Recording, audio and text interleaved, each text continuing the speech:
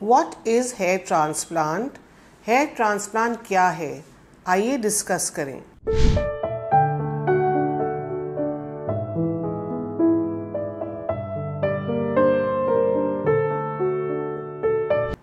ये शब्द hair transplant बहुत ही पॉपुलर हो गया है और किसी के बाल गिर रहे हों या बॉल्डिंग पैच आ गया हो तो लोग कहते हैं चलो हेयर ट्रांसप्लांट तो है ना, वो ही करा लेंगे अगर कुछ काम ना किया। तो समझें कि हेयर ट्रांसप्लांट क्या है। हेयर ट्रांसप्लांट का मीनिंग है कि आप कहीं से बाल उठा के कहीं और ट्रांसप्लांट कर देते हैं। ये कहाँ पे किया जाता है? नॉर्मली हेयर ट्रांसप्लांट स्कैल्प का किया जाता है, मतलब सिर के बाल जब गिर रहे होते हैं, और कई फेशियल एरियाज़ का भी लोग कराते हैं, जैसे आईब्रोज का हेयर ट्रांसप्लांट या हेयरलाइन का जो फ्रंटल हेयरलाइन होती है उसका हेयर ट्रांसप्लांट। तो ये ऐसी जगह है जहाँ हेयर ट्रांसप्लांट ऑफन किया जा सकता है। So here transplant is basically of two types. One is called FUT, which is called the strip method, and the other is called FUE, which is follicular unit extraction. शुरू में सारे hair transplants strip method से किए जाते थे। इसमें scalp मतलब सिर के पिछले वाले हिस्से से एक पट्टी स्किन की उठा ली जाती है। दिस इज़ अ सर्जरी और ये एनेस्थीसिया के अंडर होता है। नॉर्मली हम लोकल एनेस्थीसिया में करते हैं। जब ये पट्टी उठा लेते हैं तो हम इस पट्टी के छोटे छोटे पीसेस करके एक एक बाल अलग कर देते हैं और फिर वो बाल हम आगे जहाँ पर बाल नहीं होते, जैसे हेयर लाइन पे या जैसे जो गंजापन स्कैल्प में आ जाता है अक्सर आदमियों में, जिसको हम ऑक्सीपुट बोलते हैं, वहाँ हम ट्रांसप्लांट कर देते हैं। तो ये हुई एक सर्जरी जिसको हम स्ट्रिप मेथड कहते हैं और इस सर्जरी के लिए बहुत स्किल की ज़रूरत होती है और सर्जरी के बाद जहाँ पर हम स्किन को जोड़ते हैं वहाँ स्कार भी रह सकता है। पर this is also a very good option for hair transplant. आजकल जो बहुत पॉपुलर हुआ है उसको कहते हैं FUE, follicular unit extraction. This is easy hair transplant, which means we are not actually picking up the entire skin and transplanting it into the front.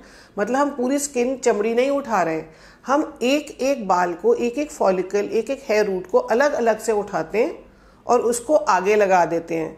समझिए जैसे पेड़ों को उठा के एक गार्डन से दूसरे गार्डन में लगा दिया जाए। तो इस तरीके से जहाँ पे हम बाल जहाँ से उठाते हैं, क्योंकि वो हम एक एक करके उठाते हैं, वहाँ पे निशान नहीं रहता, वहाँ पे हमें स्टिचेस लगाने की ज़रूरत नहीं होती और वो स्कारिंग का चांस बहुत कम होता है। तो difference between FUT and FUE is कि FUT is a bigger surgery, FUE is a smaller surgery. FUT में स्कार आता है, FUE में स्कार नहीं आता और FUE एक इजी प्रोसीजर है और अक्सर इंसान बहुत जल्दी ही अपनी नॉर्मल एक्टिविटी में आ जाता है। Who are the people who are going to benefit from hair transplant? कौन कौन ऐसे लोग हैं जिनको हेयर ट्रांसप्लांट कराने से फ़ायदा होगा? एक, जिसको हम कहते हैं मेल पैटर्न बॉल्डनेस, मतलब जो गंजापन एक्चुअली हम देखते हैं उसका दूसरा नाम इंग्लिश में मेल पैटर्न बॉल्डनेस है, जिसमें देखा गया है कि शुरू में आगे के बाल पीछे की तरफ जाते हैं, मतलब माथा बड़ा होता जाता है और धीरे धीरे यहाँ के बाल पतले होते जाते हैं और पीछे इस ऑक्सीपुट रीजन में, इस एरिया में गंजापन आना शुरू होता है। इसको हम मेल पैटर्न बॉल्डनेस कहते हैं और ये आदमियों में होती है।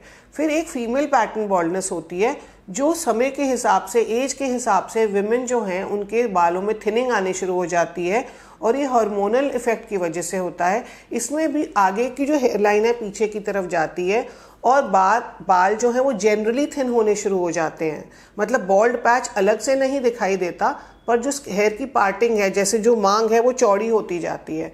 So both this people, male pattern baldness and female pattern baldness, will benefit from hair transplant. फिर हमने देखा है कई बार लेडीज आती हैं हमारे पास कि हमारे आईब्रो के बाल ही उड़ गए या एज के हिसाब से वो बाल कम हो गए, तो आप उस एरिया का ट्रांसप्लांट कर दीजिए। So something like this. फिर एक और कैटेगरी है जिसमें जेंट्स आते हैं जिनकी दाढ़ी के एरिया में बॉल्ड पैचेस आ गए और ये जो बॉल्ड पैचेस हैं दिखाई देते हैं और अक्सर आदमी लोग दाढ़ी रखना चाहते हैं और उनमें से बॉल्ड पैचेस शाइन करते हैं। तो in beard baldness also we can do hair transplant very successfully. Hair transplant का प्रोसीजर क्या पेनफुल है? नहीं पेनफुल है, क्योंकि इसको हम लोकल एनेस्थीसिया से करते हैं, मतलब हम स्किन में सुन्न होने का इंजेक्शन लगा देते हैं और उसके बाद हम जो भी करें तो पेशेंट को फील नहीं होता। How long does it last, मतलब ये कितनी देर का प्रोसीजर है। नॉर्मली एक हेयर ट्रांसप्लांट में हम 2000 से लेकर के 5000 हेयर रूट्स को ट्रांसप्लांट कर सकते हैं।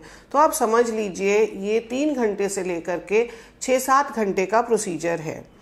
और इस प्रोसीजर में पेशेंट जो है वो एक्टिव होता है, वो बात कर सकता है, खाना पीना खा सकता है, एक्सेप्ट दैट जो टीम है हेयर ट्रांसप्लांट सर्जन्स की वो उसकी स्कैल्प पे काम कर रहे होते हैं। After how long can I start working? The latest hair transplant, which we call FUE, a person can come into normal activity within 2 days.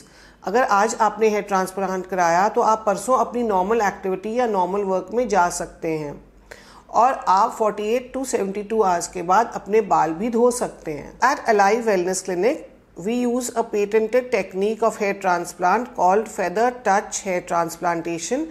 In this, the hair root that is removed is managed or handled in a very gentle, specific way.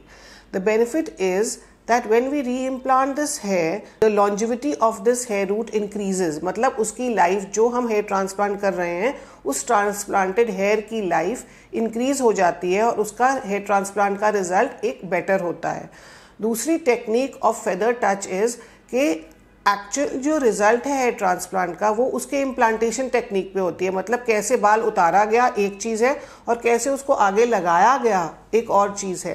तो अगर हम एक बेहतरीन तरीके से लगाएं तो वो एक नेचुरल लुक देता है और इंसान बिल्कुल अपने जैसा लगता है और लगता नहीं है कि उसने कोई भी सर्जरी की है।